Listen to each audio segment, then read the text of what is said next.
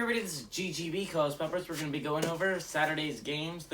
Honestly, the games are very much down from last week. There's not as many games as there were a week ago. So, let's start with our 11 o'clock games. There's a lot of those, and then there's a good amount of 6 o'clock games, but there's not that many in between, honestly.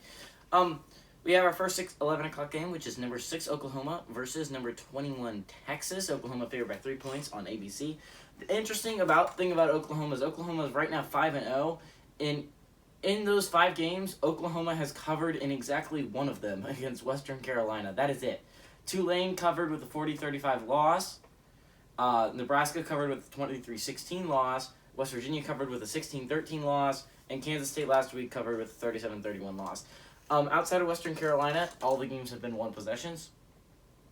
Last week, Spencer Rattler kind of seemed to find his footing. He ended up going 22-25, threw for 243 yards, 2 touchdowns and a pick. Kennedy Brooks had 15 carries for 91 yards and a touchdown, and Marvin Mims had 4 catches for 71 yards.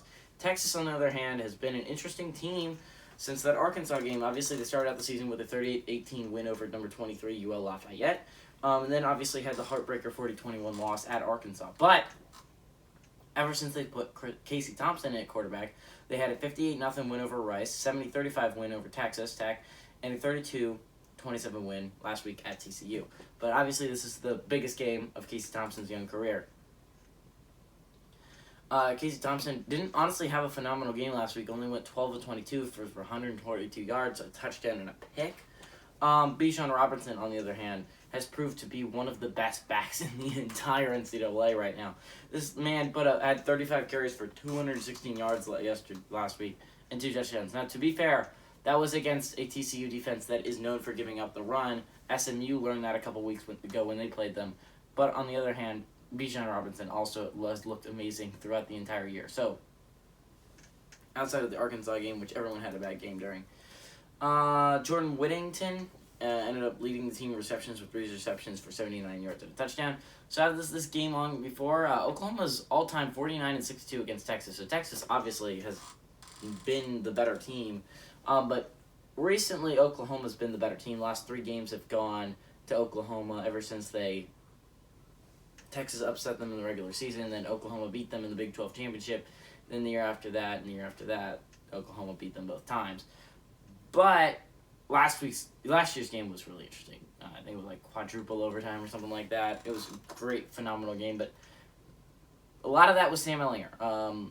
It's been a really interesting. I mean, Texas is still in the playoff conversation, and there's not. I think I counted 33 total teams still in the playoff conversation heading into this week. Definitely could have an elimination here. Obviously, it's a given that probably Texas is going to cover. Right? I mean, every other team outside of Western Carolina has covered before.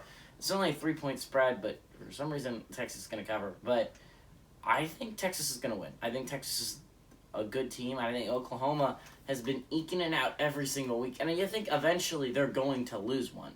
And if they're going to lose one, if you're on that mindset, I feel like this is as likely as any for them to lose. Give me Texas. Casey Thompson having a phenomenal game. 11 o'clock, we got Maryland traveling to number 7 Ohio State. Ohio State favored by 21 points in this game on Fox. Maryland started out the season 4-0 with a 30-24 win over West Virginia, then a 62-0 win over Howard, 2017 win at Illinois, 37-16 win at Kent State. But then last week, it all went downhill with the Friday game where they lost 51-14 to number 5 Iowa. Up until that point, I think Taulia Tagovailoa had only thrown 1 interception the entire year. Last week, he went 16-29, threw for 157 yards, 2 touchdowns, and 5 interceptions. Not a great day for him. He led the team on the ground, which is also a bad sign for Maryland. 4 carries for 24 yards. It's not even like he had an insane day on the ground, but it's just that the rest of the running game couldn't get going. Now, to be fair, they had to abandon it early when they went down by a lot, but still, not a great sign. Dante Davis Jr. led the team in receptions for 61 yards, but he's out for the year, so it's all about who's going to take over now that he's gone. And Maryland's an interesting football team. They're still technically playoff eligible. Whoever loses this game's out of it, though.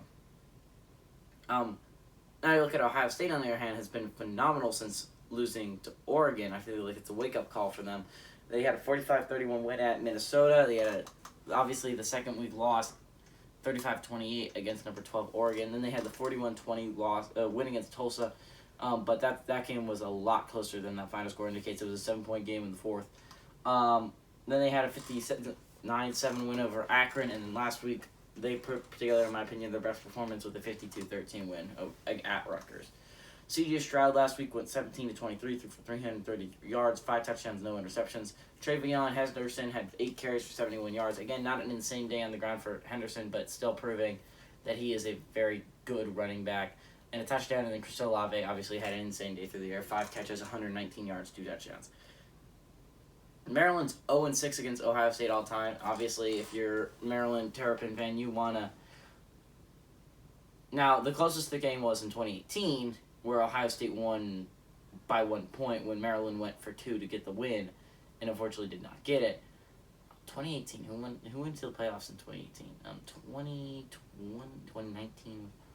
2018, I think that was the year that Ohio State just barely didn't make the playoffs, if I remember correctly.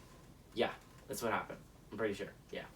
So that was the year. Remember, this was a Ohio State team that was like ranked number 5 nationally at the end of the year. So, I mean, like, Ohio State that year was very good. So it's interesting. I think Mike Locksley's a really good head coach. I think this game's going to be a lot closer than that 21-point spread indicates. I think Taulio Tagovailoa has the arm talent. And Ohio State's defense, in my opinion, is not phenomenal. It's not great. I trust Taulio Tagovailoa to travel to Columbus and make this game a lot closer than it probably should be. Give me Maryland to cover that 21-point spread, but Ohio State to win it. 11 o'clock, we got number 11 Michigan State traveling to Rutgers. Michigan State 4.5 points favorites on the Big Ten Network. Michigan State season has phenomenal, and we're talking about. There's been 2 Big Ten teams that were unranked at the start of the year that are now either you're like Michigan State outside the top 10, barely outside the top 10, or like Michigan, who is inside the top 10. Michigan State had a 38-21 win at Northwestern. Now that win hasn't turned out to be as much as we thought it would. And honestly, Michigan State, this is a chance for them to prove themselves. Which again, I said this in a previous video. It's weird when Rutgers is a chance to prove themselves. But again, they had a 42-14 win against Youngstown State, 38-17 win at number 24 Miami. But obviously Miami's not ranked anymore for very good reason. They're not a very good football team. A 23-20 win against Nebraska in overtime. Which, I mean, I guess that's a good win because Nebraska has turned out to be a very solid football program. I mean, Scott Frost kind of turned that around. But and then they ended up winning last week 48-31, but this is kind of a big game for them. Rutgers started the season 3-0, 61-14 win against Temple, 17-7 win at the Cuse, and then a 45-13 win against Delaware. They lost last week with a 2013. That was 2 weeks ago at number 19 Michigan 20-13, but then last week was a humiliating loss 52-13 against number 11 Ohio State at home. Noah Vedrell went 16-26, threw for 152 yards, 1 touchdown, 3 interceptions. Jameer Wright-Collins had 4 carries for 39 yards, and Aaron Cruikshank had 3 catches for 102 yards and a touchdown. Michigan State's 8-4 against Rutgers all time. One last game went to Rutgers though, but the last 6 had gone to Michigan State before that. I think Michigan State's a really good football team. Honestly, I think they are a top 10 team. I think they were kind of screwed out of a top 10 ranking. In my opinion, honestly, I don't know how you put Ohio State in over top of Michigan State. I mean, I just don't see it. Ohio State's wins are just not there. I mean, arguably your best win if you're Ohio State was against the Minnesota team at Minnesota. And again, it's not a great win. Now, again, I don't think Michigan State has some great wins, but Michigan State has the thing to point to that they're undefeated, right? And Ohio State does not. I don't understand how there's one-loss teams ahead of this Michigan State team that is looking phenomenal right now. Honestly, phenomenal Spartans. I love the Spartans here. I think they're going to win it. I think they're going to cover. I think it's not going to be all that close. Kenneth Walker III had 24 carries for 126 yards and 3 touchdowns last week. He has been their guy. Not to mention Peyton Thorne, who also threw for 327 yards. It's like the quarterback is literally not even the most important part of this offense, and it's just he is also very solid. That's why I think Michigan State's such a dangerous football team this year. Watch out for them. And Naylor, also a phenomenal receiver. 8 catches for 128 yards last week. You got to give me Rutgers here. I mean, you got to give Michigan State here to win and dominate against Rutgers.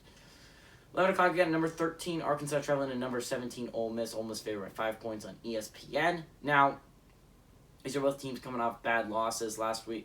The Arkansas was 4-0 heading in; they were top 10 team, and then they lost horribly 0-37 against at number 2 Georgia. Now, to be fair, Georgia's defense is phenomenal, but KJ Jefferson only went 8 of 13 threw for 65 total yards.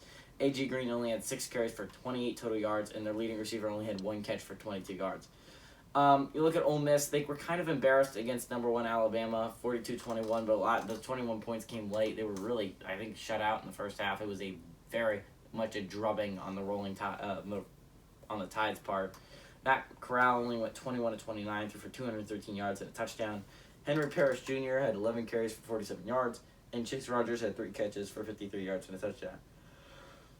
So has this game gone in the past? Arkansas is kind of this is a somewhat close series, only 9 games differentiates the two, but Arkansas leads at 37-28. Last game went to the Hogs in 2020. This is a really interesting football game because this is one of those games whoever loses is out of the playoff picture, right?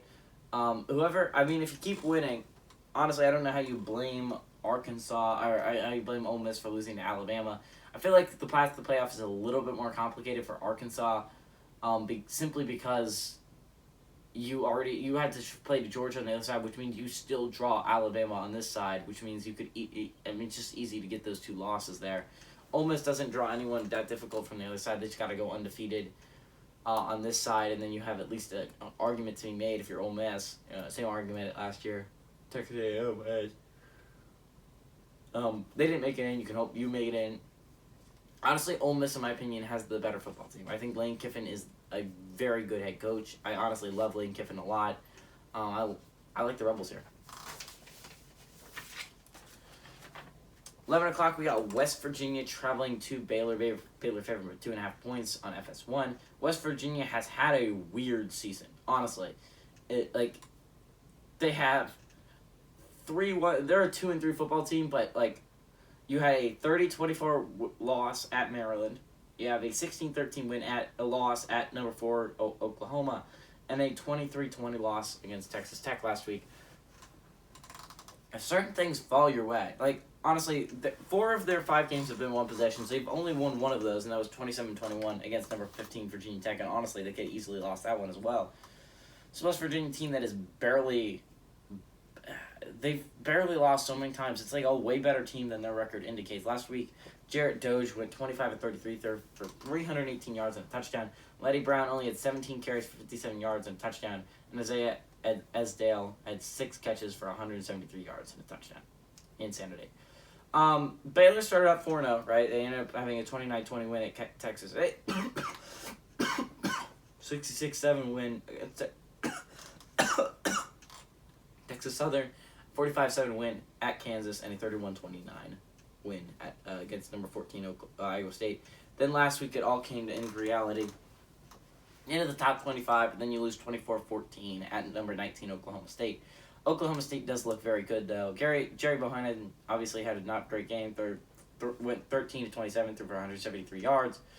Abram Smith had 10 carries for 97 yards and a touchdown, and Drew Estrada threw 6 catches for 88 yards. As this game went on in the past, 6-3 is West Virginia's lead over the Bears.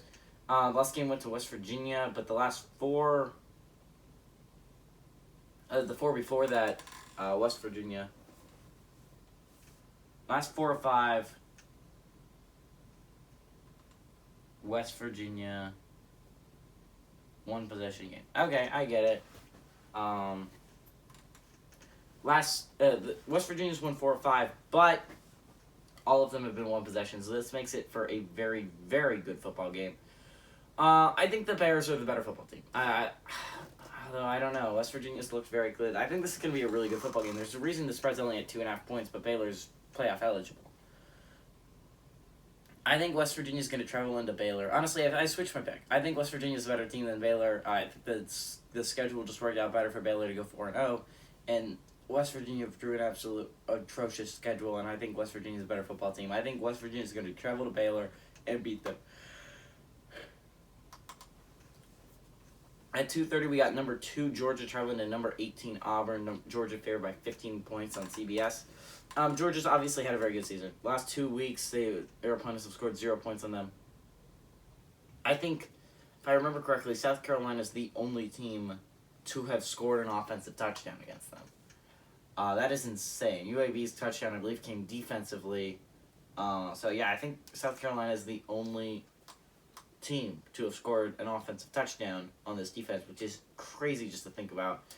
Auburn has a little loss slumped in the middle, and I was worried about them. I know they started at 2-0, and then they had the loss at number 10, Penn State, now number 4. Then they ended up having the 34-24 win against Georgia State at home, but Georgia State literally gave them everything they could handle.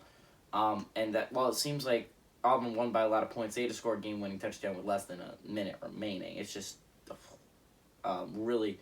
Then Georgia State threw a pick. It was just like, it was bad thing after another. Well, then they had the impressive 24-19 win at LSU last week. Bo Nix went 23-44, threw for 255 yards and a touchdown. Bo Nix also went 12 carries for 74 yards on the ground and a touchdown. John Samuel Schenker had 5 catches for 102 yards.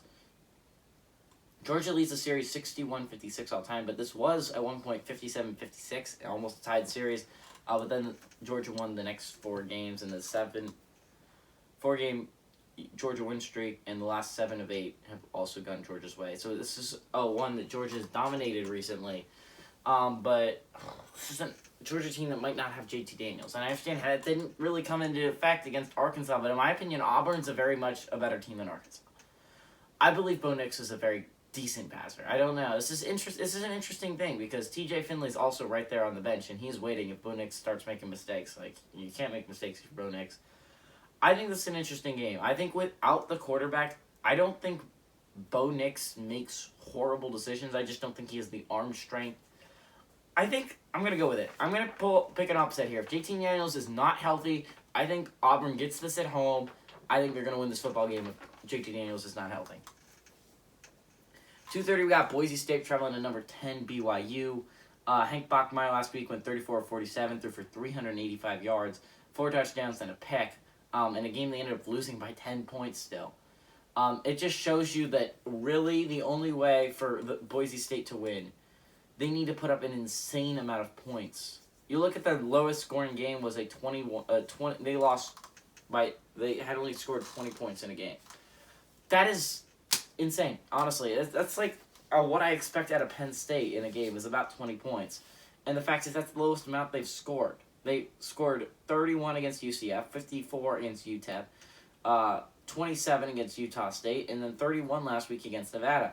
It's just the fact is Bachmeier has to be perfect for them to win football games, which is not the recipe for... You look at their run game, Cyrus Habibi Likio, or whatever the heck his name is, only had 10 carries for 46 yards. That's not great stats. Stephon Cobbs obviously went insane on the ground, 10 carries just for 132 yards and 2 touchdowns.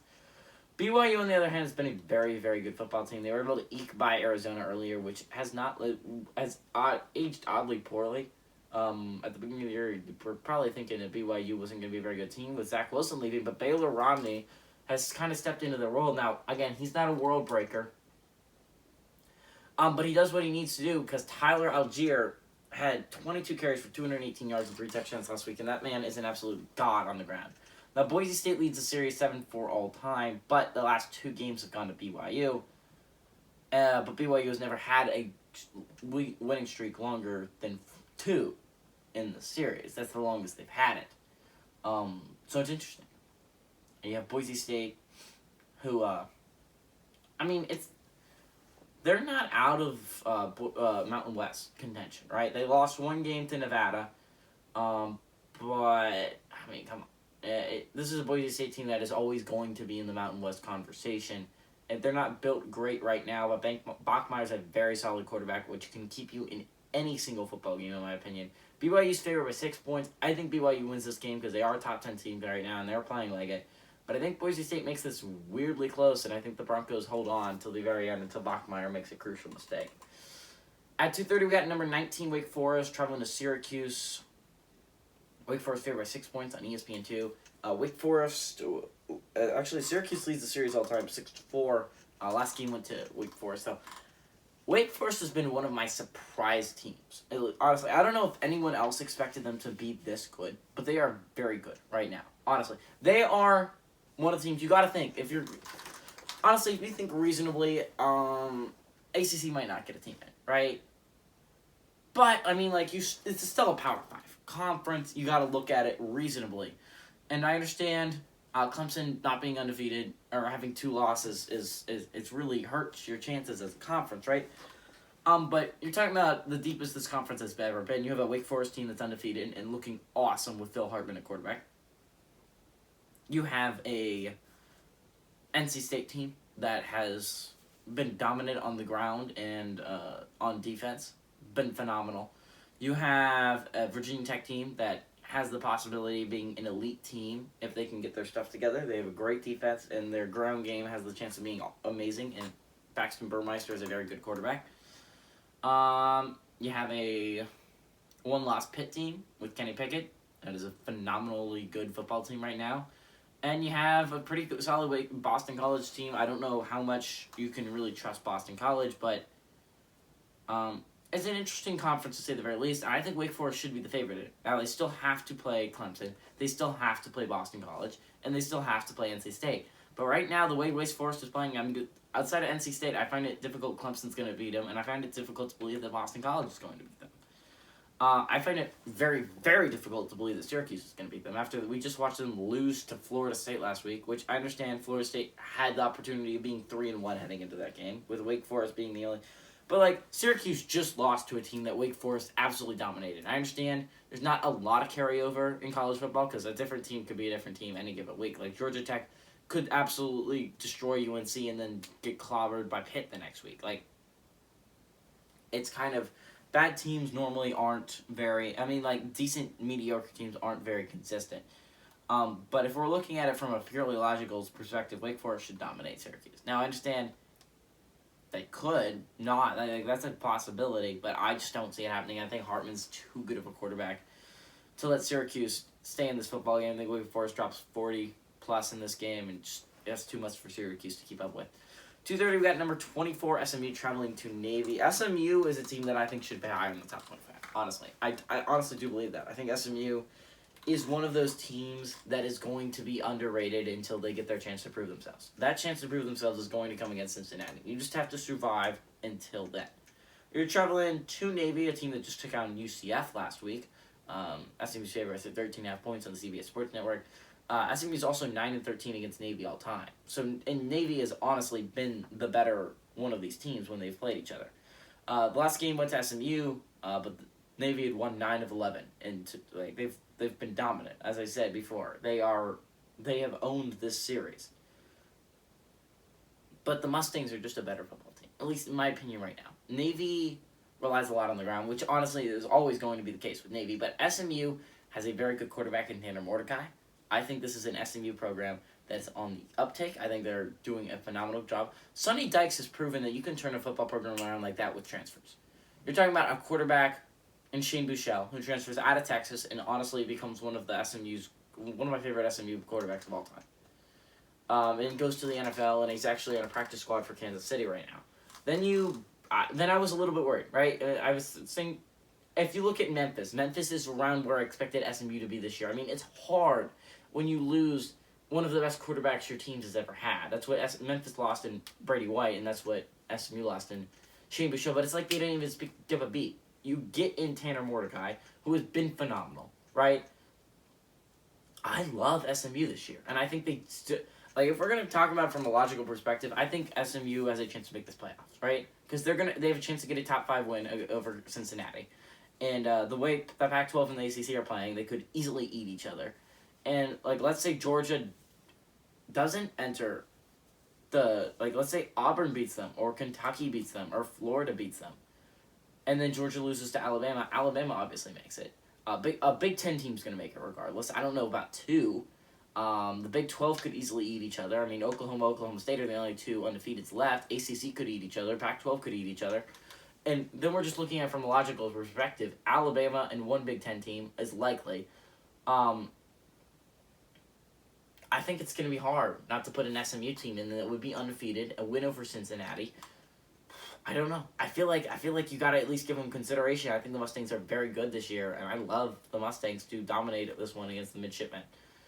At 3 o'clock, number 4, Penn State traveling to number 3, Iowa. The Hawkeyes are favored by 1.5 points on Fox. Penn State 17-13 against Iowa all time. Last game went to Iowa, but PSU, Penn State had won the previous 6 matchups. But this is always a close game. You can go back to 2017 or 2018, where Trace McSorley throws the touchdown pass to Juwan Johnson. Weirdly enough, both of them in the NFL. To win the game with 0 seconds on the clock remaining. You can go back to any of those games, and they are close.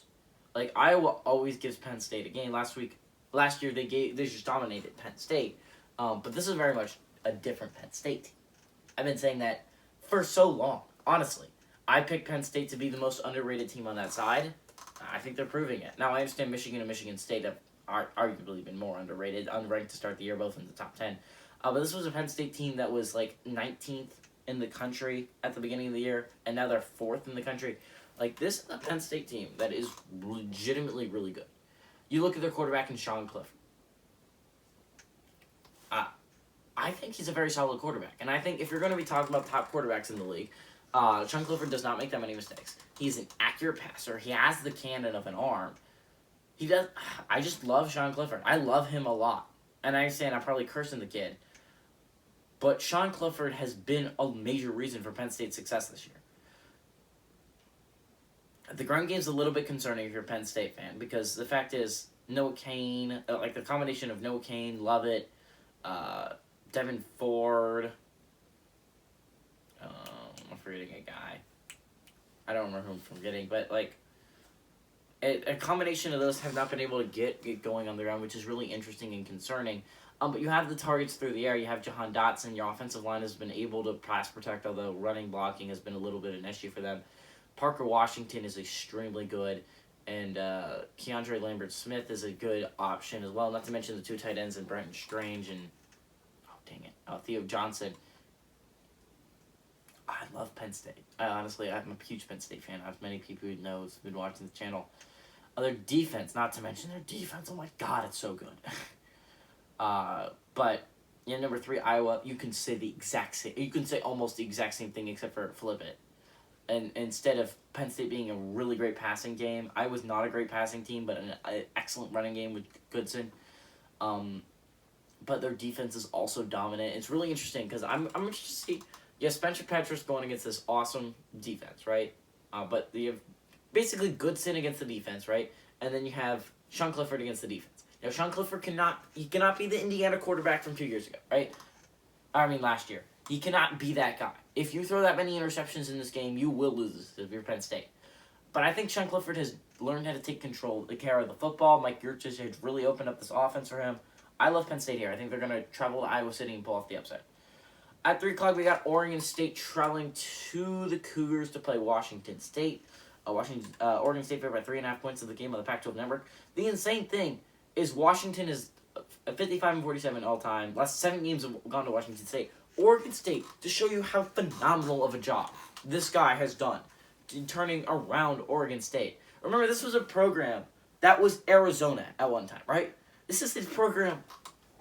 This is insane. That was Arizona. You think about what Arizona is now, that was Oregon State a couple years ago. The absolute doormat of the Pac-12. They hire this guy. Obviously, he doesn't turn it around in 1 year, but he's incrementally built it up. Last year, they weren't phenomenal, but they did win the Civil War. And I cannot tell you how huge that is to an Oregon State program that had been dominated by Oregon for so many years.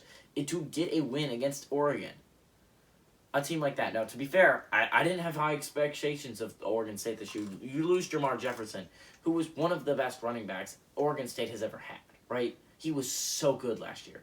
It would be like, Jamar Jefferson's going to get the football. It was like Jonathan Taylor with Wisconsin. You knew he was going to get the ball, but you still can't stop him. That is how awesome Jamar Jefferson was with Oregon State, which is why I was thinking, I don't think Oregon State's going to have a great year. And honestly, they opened the year like that. They lost to Purdue, and Purdue has been a mediocre Big Ten team at best this year. But then you have the Beavers. The Beavers have gone undefeated since then. They beat Washington last week. I understand Washington's not a phenomenal football team, but it's still a win against Washington. And they have not had that in a while. This would be so huge for the Beavers program. And honestly, I think this is going to be really interesting. I think it's going to make for an interesting civil war. If both Oregon State and Oregon have one loss entering that game, it likely determines the Pac-12 North. And this is one of 3 Pac-12 teams left that are in playoff contention. And you have Oregon State.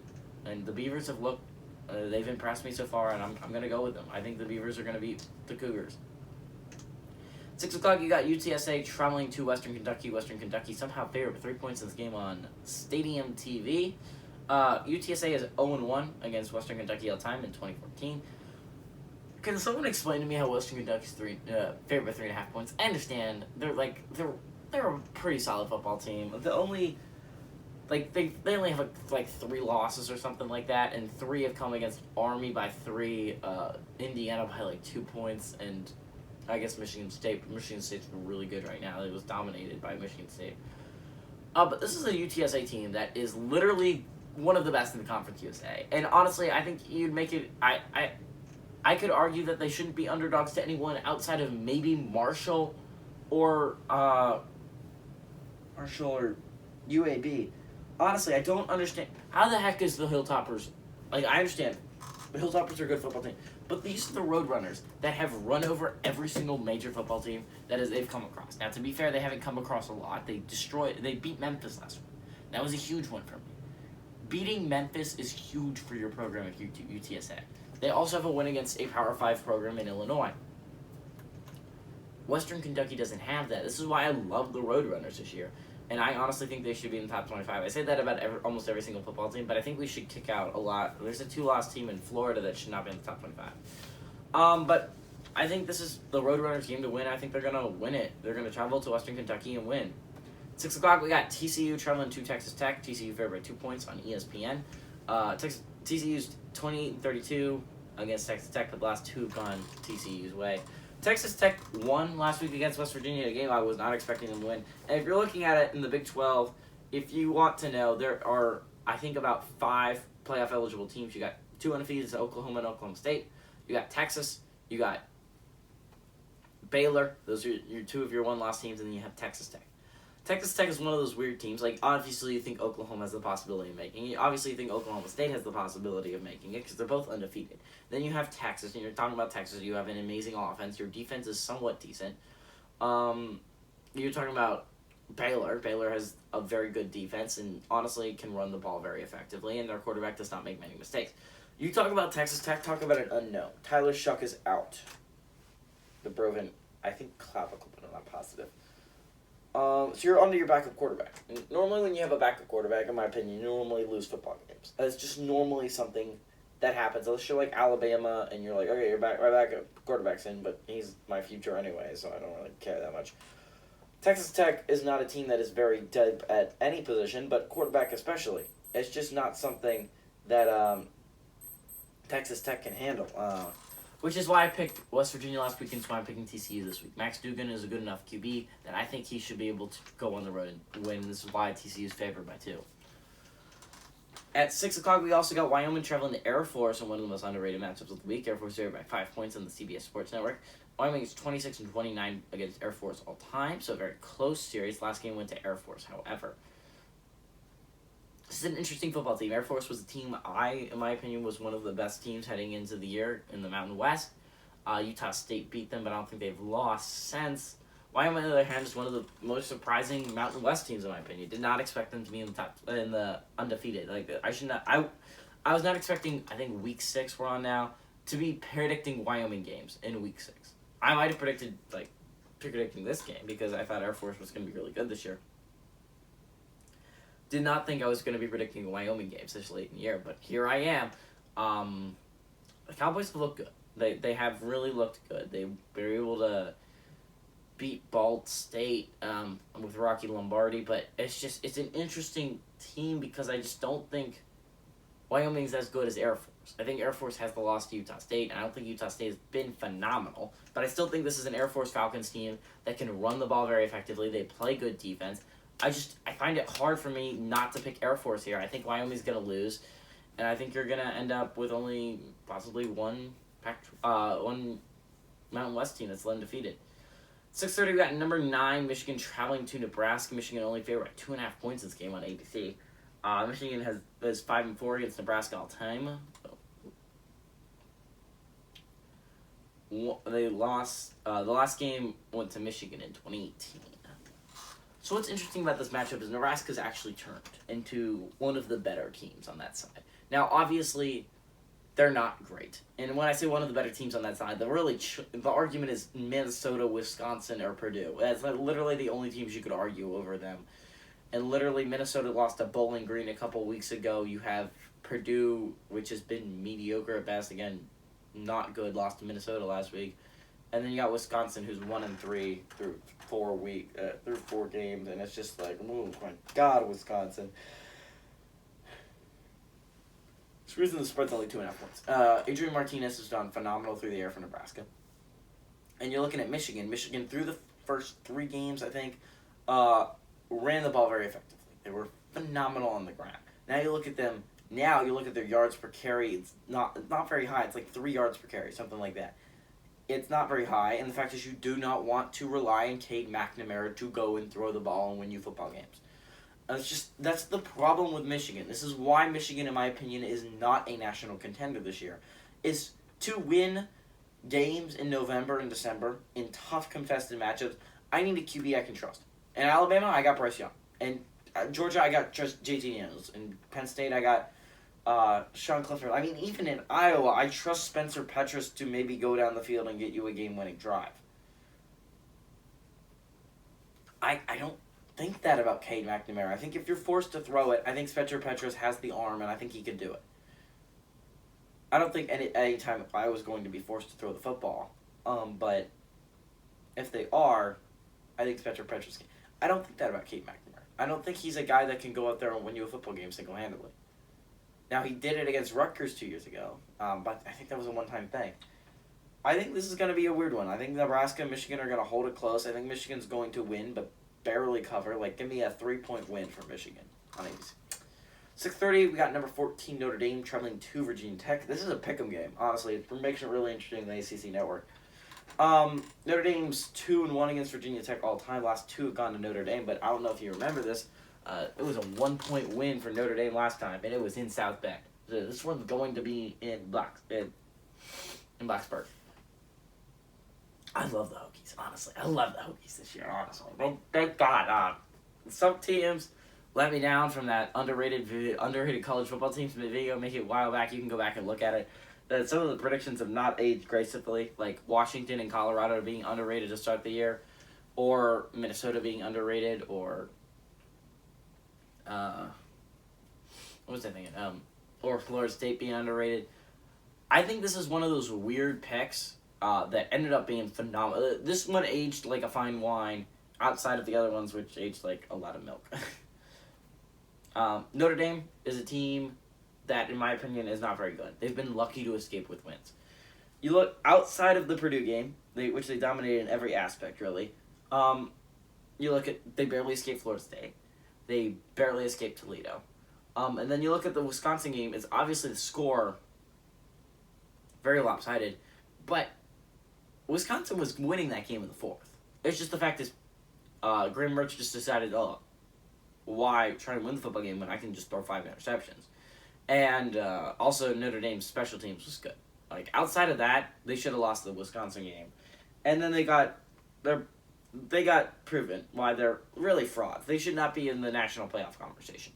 Virginia Tech, in my opinion, should be. I think we're a little bit underrating this Hokies team. You're thinking about a Hokies team that has one loss, sure, has beaten UNC. They've looked good. Braxton Burmeister has the ability, has shown that he is a very solid quarterback in the NCAA. You have a very good ground game. You have a very good passing game in Trey Turner. You have a very good defense. I love the Hokies here, and I really wish I had the ACC network because this is one of my favorite games of the week. But I like the Hokies. I'm going to pick the Hokies in this pick'em matchup. 6:30, we got LSU traveling to number 16 Kentucky. Kentucky favored by 2.5 points in this game on the SEC network. This is an interesting one because LSU has dominated this series, 40-60. These 2 games have gone to LSU. But LSU, you're looking at, is not a very good football team right now, right? They lost the UCLA game. They lost the Auburn game, although that was a game they likely should have won.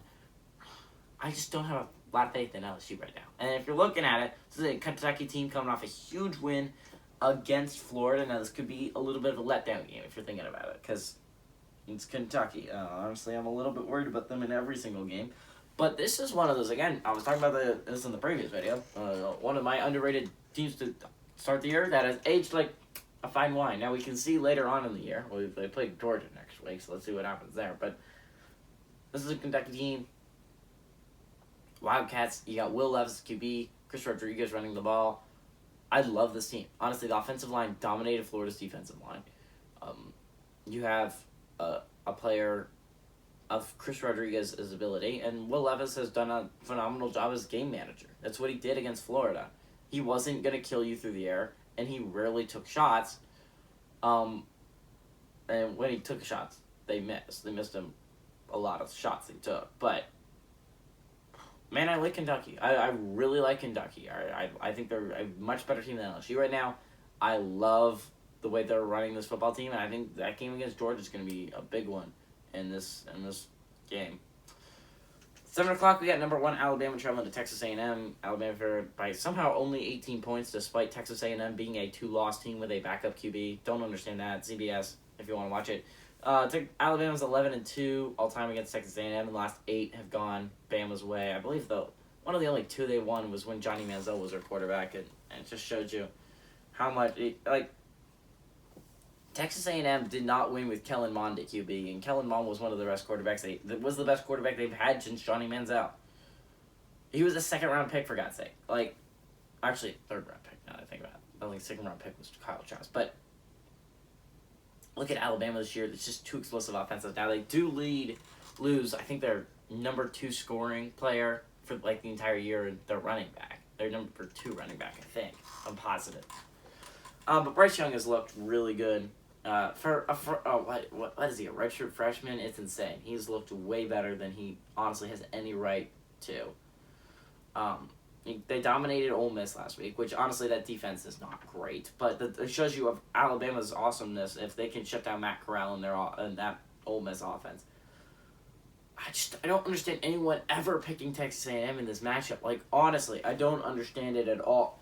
Explain to me, maybe someone in the maybe a Texas A&M fan could explain to me how this is an only 18-point spread. Honestly, that the spread's been larger against better football teams that Alabama has played.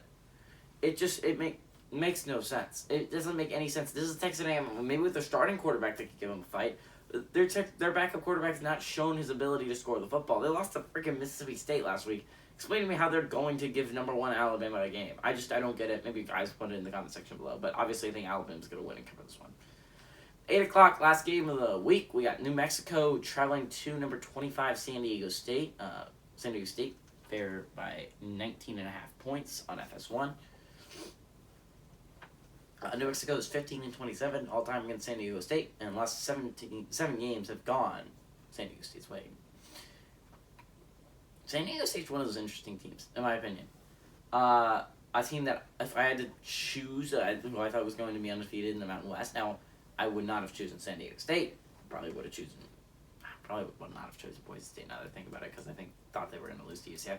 But San Diego State's normally very solid. I probably wouldn't have picked Fresno State, honestly. But San Diego State is one of the better teams in the Mountain West. It always is one of the better teams in the Mountain West, but it's actually getting its time in the sun now. Top 25 ranking. Let's go, Aztecs. They deserve it. They really do deserve this top 25 ranking. They've looked really, really good right now. New Mexico Lobos are absolutely not on sync in any aspect of it at all. I think San Diego State stays undefeated here. I think we're going to be predicting more Aztec games moving forward. I love the Aztecs here to win and cover. I think they're so much better than the Lobos. They're not even on the same realm. So give me San Diego State to win and cover this game.